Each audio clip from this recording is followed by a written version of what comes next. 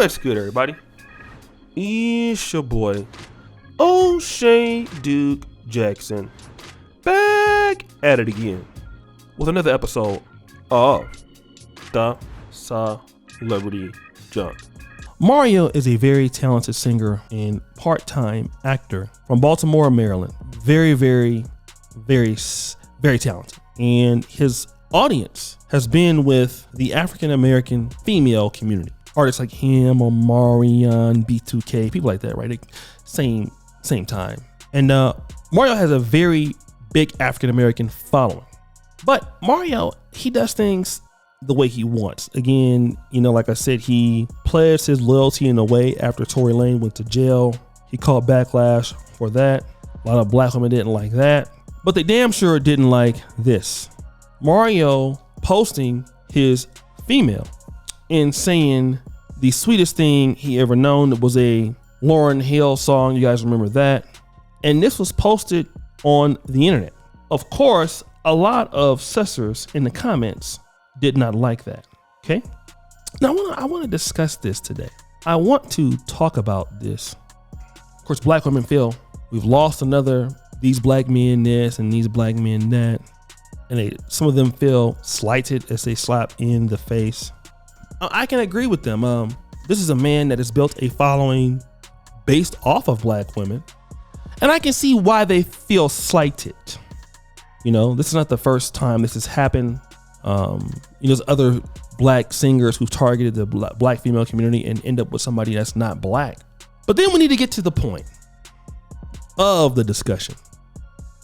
And while he could have did more to get a black woman, why are these other groups coming in? It's the same thing that we could talk about the black community. Why are these other groups in the black community private business sector?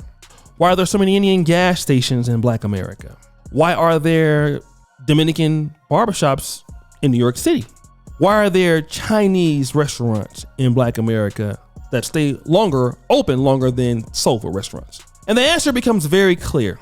Lack of competition. You see, I'm going to tell you something that's going to be very harsh, but we're going to deal with it in the best way that I know how. And that is, when you're a black man and you're dealing with a large percentage of women in the black community, here's what you're dealing with. You're dealing with women who are beautiful and women who are very intelligent. That is true. And I'm not trying to categorize every single lady, but you are dealing with most women who've never had a father figure, or at least a strong positive one. They don't really see the value. A lot of ladies look at a man as a person who is of course, they're attracted to men. That man is supposed to pay for things.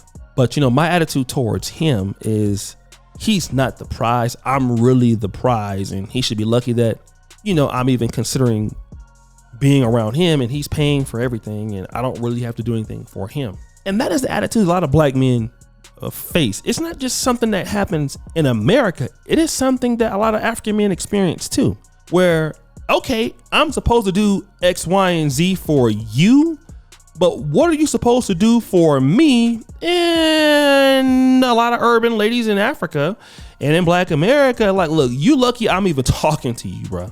You're lucky I'm even dealing with you. You should be glad I'm here. The fact that I'm here is amazing. Why are you not jumping for joy? Okay, then, so let's think about that.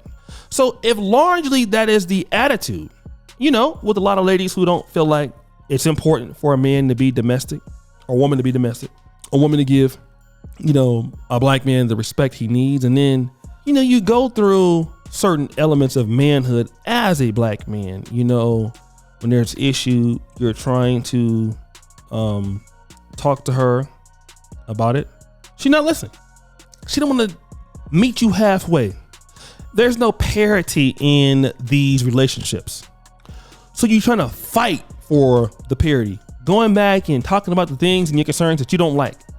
She's not listening to you and you're not being heard.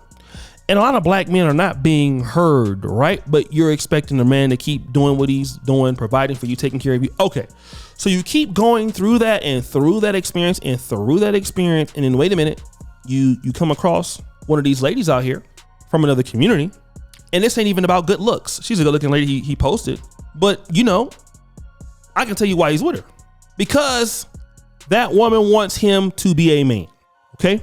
That woman comes from some level of a community where she's seeing male leadership and authority, and she knows what's going on, and she's not caught up in this, you know, kind of feminist attitude towards men, and you know, men have to be disrespected and all of this. So then a lot of the brothers stop just leaving women alone. A lot of black men just start leaving sisters alone. You know, they just leave them alone. They leave them alone, and they're respectful to them. They love them. They just leave them alone because you can't really have a relationship so strong. And so when they start getting with these other ladies, people get upset about it. And I want to listen to this about, you know, just listen to this. As a black man, I love the black community. I'm willing to, you know, go through those hurdles or keep going and keep trying and whatever. That's me because I love our group. But not everybody's going to love people like me, or maybe you, or sticking with the black because we want to stick with the black. Not everybody's going to do that. Not everybody has that kind of time. Not everybody wants to put up with the foolery and shenanigans of black relationships, both black, female, and male, right? We don't want to put up with that. And so when somebody else comes across and the pathway is easier, then we're telling them, well, you know what? Sit there and fight it out, brother. Fight it out. Or you chose wrong. Or, you know, whatever the case could be. And that could be the case. But who wants to put up with that every day? The woman don't want to listen to you. You know, the woman feels that, oh, well, the fact that I'm giving you sex, that's the submission I want to give you. But you're telling lady, don't do this. This is what's going to help you. Please don't do that. That is disrespectful to me. No, they don't want to. Okay, so this is what I'm going to do. Let me open up the ability to experience somebody that gets it. And when that person gets it, a lot of these guys, you know, it could be faking it for a while. We all know that ladies, nobody's perfect. But these guys have never experienced that. That's why you see Officer Brandon Tatum talking about when he went to college, he had never seen how white women act. And a lot of the sisters, when it comes to these other communities, and when it comes to being consistent with a man every day, they're not inability to compete, you see? And then we want to be upset about it. We want to be mad about it. But the reality is that this is going to happen even more. Okay. More guys are leaving. More guys are going to the other side. More black men. A lot of black men have had enough. They're tired. Enough. Okay. They're done. So guys, what do you think? It's your boy, Shady Jackson. Back at it again. The episode of The Celebrity Junk. Appreciate you for all you do. Subscribe to the bell. We're out.